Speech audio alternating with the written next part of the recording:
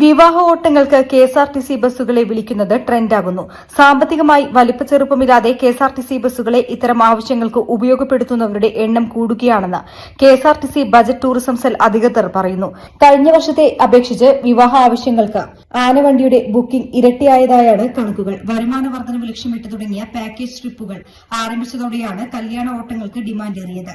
കഴിഞ്ഞ ഏപ്രിലിൽ 205 ബസ്സുകൾ വിവാഹാവശ്യത്തിനായി വാടകയ്ക്കെടുത്തപ്പോൾ ഇത്തവണ ഏപ്രിലിൽ അത് 500-ലധികമായി വർദ്ധിച്ചു. കഴിഞ്ഞ ഞായറാഴ്ച മാത്രം പത്തനംതിട്ട ജില്ലയിൽ 17 ബസ്സുകളാണ് ബുക്ക് ചെയ്തത്. ആലപ്പുഴയിൽ 5 ബസ്സും സ്പെഷ്യൽ ഓട്ടത്തിന് പോയിട്ടുണ്ട്. ഏപ്രിൽ സെപ്റ്റംബർ മാസങ്ങളിലാണ് കല്യാണ ഓട്ടത്തിന് കെഎസ്ആർടിസി അധികവും ബുക്കിംഗ് വന്നിരിക്കുന്നത്.